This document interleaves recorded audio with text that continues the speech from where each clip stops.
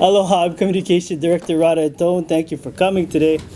This is our update to the efforts Maui County has put into learning more about utilities, what kind of options are before us. Speaking at today's press conference will be, of course, Mayor Alan Arakawa, Managing Director Keith Regan, Office of Economic Development Director Tina Rasmussen, and today we have several gentlemen from the Guernsey firm here, all the way from Oklahoma.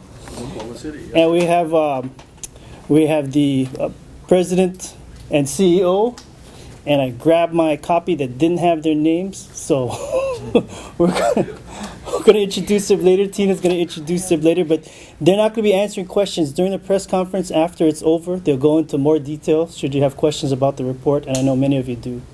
To start off with an opening statement, I'd like to bring up Mayor Alan Arakawa. Hello and good morning, everybody. Before we begin this conference, I'd like to just let everybody know that we had a very unfortunate accident on Oahu. Two military helicopters crashed, and apparently at this point almost everybody was killed, or everybody was killed. So we just want to start off by saying our deepest condolences for all of the family members and all of those that knew these soldiers of ours. So we could have picked a better morning to do this, but it is what it is, and we're just very, very sorry to hear this bad news. But the reason for this press conference today, as you know, Maui County has been trying to get into alternative energies for a number of years now. And we've really pushed hard to be able to expand as much of the alternative energy field as possible, because the cost of energy here in Hawaii is extremely high. And the public here has never been given a very clear reason as to why everything is so high. So we commissioned the Guernsey company to do a report. And the press conference today is because the Guernsey report is the first step, and we're about to embark on the second step of our journey. You know, that is to find out more information about the utilities, identify what kind of utility model would be the best for our county and our community, and to figure out what we need to do in order to make the models work for us, to come up with something that will work best for our community. We have to first take into consideration there are some laws at the state level we may have to work with and change. Secondly, we will have to present the findings for the Guernsey report so everybody in the public can understand what it is that the report findings are, and so that everybody can understand what it is, what the animal is we're dealing with, and what the challenges are. We will be also announcing that now that we have the Guernsey report, we're going to be hiring 2 new employees. One will be the Energy Czar, who will now be able to take this report and work the information to figure out what we need to be able to do with this area. So we've waited for a while because depending on how the report came out, the job description of the person we hire is going to have to be very different depending on the scope that we want him to do. And we're also going to have someone else that can do the research and help him with research. So all of these things will get us much, much closer to what we have to do as a community to get us in the best possible position. You know, for far too long, we've been at the mercy of foreign oil. Prices have gone up and down at their discretion, and the population here has been paying almost 3 times more on an average than the population of the United States. So now we're going to try and meet the goal of 100% self-sufficiency. And this is the steps that we're taking to be able to do it. And with that, we're going to be turning this over to Keith Regan, our Managing Director, to get into a little bit more detail, and we'll follow up with other speakers. Currently, state law regarding eminent domain reads as follows and states that, quote, each county shall have the power to exercise the power of condemnation by eminent domain when it's in the public interest to do so, end quote. As you can tell, that's a very broad definition. It should be noted that nothing in that sentence specifically says that we, as the county or state, cannot use condemnation powers on a utility. However, in our research, we found that many municipalities throughout the nation do, in fact, have specific language that allows for it. So it was recommended to us by some of our contacts in the co-op as well as in the public utilities industries that we should be looking at clarifying this particular section of HRS by adding more specific language. What we would like to add in terms of clarifying language would be something similar to, quote, including for the purpose of acquiring any property necessary to operate an electric utility for the production, conveyance, transmission, delivery, and furnishing of electric power. As you can see, this language does not necessarily grant the counties or the state any additional powers, but it does make a clear reference to utilities. There are other modifications that will also be proposed as part of this bill that would further clarify the county's eminent domain abilities. Mr. Antone should have copies of that proposal for you and make it available at the end of this conference today. But please note that introducing this language does not necessarily mean that, that Maui County or any other counties within the state intend to actually use it or exercise it. This is just another tool in our toolbox. At this time, we'd like to sincerely thank State Senator Gil Keith Agaran for agreeing to introduce and endorse this amendment before the state legislature. Also, this morning we were contacted by House Energy and Environmental Protection Chair Representative Chris Lee.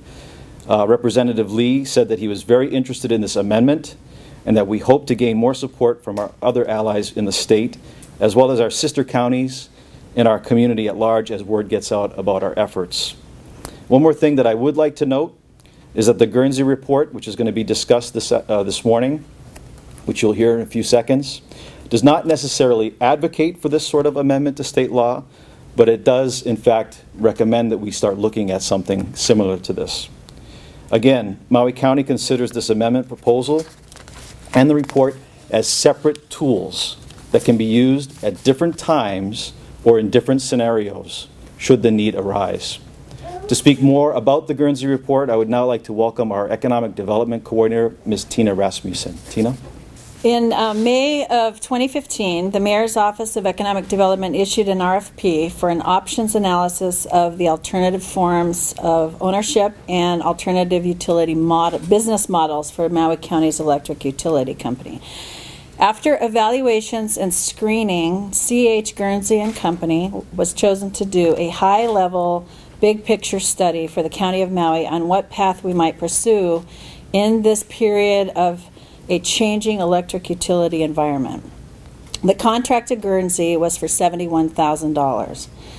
The evaluation team was impressed with Guernsey's depth of experience within their team and with the diverse projects that they have consulted on. Also, a major factor in the contract award to Guernsey was their work in Hawaii with the Department of Defense electric utilities.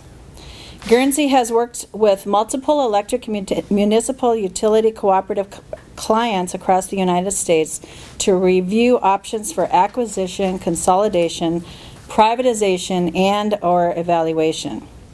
Guernsey has also worked with numerous DoD installations to review their electric systems for privatization, and they facilitated the DoD's largest ever utility privatization action, which was $4.2 billion.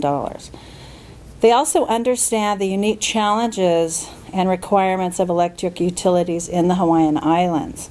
Guernsey established a physical office in Honolulu from 1999 through 2007 And during those years, they interacted frequently with HECO and HELCO as they sought to facilitate privatization of the U.S. Army electrical systems on Oahu and Hawaii. We know from multiple engagements in our community that our citizens want reliable power, affordable power, and they want us to try to achieve those two things with clean energy technologies. This administration and our community knows that the energy industry is changing rapidly, and innovation is and must continue to take place. Keeping all of this in mind, Guernsey was tasked with finding the path that could take our county to a much more transparent, equitable energy future that would allow for new technologies as they are developed. Guernsey believes, and their findings in the report show, the ideal path forward to meet the county's objectives is to organize, develop, and enable a private entity akin to an independent system operator or a regional transmission operator to oversee the electric grid and energy market while ensuring a reliable power supply, adequate transmission infrastructure, competitive wholesale prices, and fair access for renewable power. This approach has several notable advantages. There would be little infrastructure that would need to change hands, and as such, the capital costs for this approach are relatively low. This approach has the potential for quickest implementation. This approach can be implemented regardless of the outcome of the HEI-NextEra merger. Whatever the regulated electric utility provider for Maui County might be, the utility would be subject to the jurisdiction of the ISO. This approach promotes competition by providing clear price signals and market transparency so that power producers of all types can make rational economic decisions. This approach also optimizes transmission planning such that all power producers are incorporated into planning and infrastructure improvement efforts. Their second recommendation is, out of the two primary alternatives for third-party ownership, either cooperative or municipal, Guernsey believes the most practical choice for Maui County to be a cooperative business model. Legal issues aside, there are practical considerations such as public procurement laws, collective bargaining, and bond ratings for the County of Maui that make the municipal route more problematic than following a cooperative path. The Guernsey report, including over 200 pages of supporting documents, has just today been posted on our county website, of which you have the link in the packet. If you didn't get the packet, there's more over here. As soon as we are finished with our comments today, the gentleman from Guernsey will be happy to take questions on their findings, and I'll formally introduce them at that point. We're also happy to announce that the Guernsey team has agreed to be on a panel at our upcoming Maui Energy Conference presented by Maui Economic Development Board and the Mayor's Office of Economic Development. The conference will be held on March 16th, 17th, and 18th at the Maui Arts and Cultural Center, and registration is now open at mauienergyconference.com. Lastly, our office would like to announce that on Wednesday, January 20th, we are opening a search for the position of Energy Commissioner for the County of Maui, as Mayor Arakawa stated. The qualifications and details will be posted on our county website. The deadline to submit resumes will be February 12th. It is our goal to have someone placed in the position sometime in the month of March. We are looking for a person who has diversified experience in the energy field, who has a clear understanding of utilities, emerging technologies, and the regulatory environment. Lastly, we just want to touch on the fact that Mayor Arakawa said there's two positions, one of them internal, the commissioner, energy commissioner, and the other one is a utility consultant, I think we're calling that. Mayor will be submitting monies for that position It'll probably go out to bid. It'll be a contractor, independent contractor, and the money will be around $2 million. And that'll be in fiscal year budget, fiscal year 2017 budget, which is coming up this spring.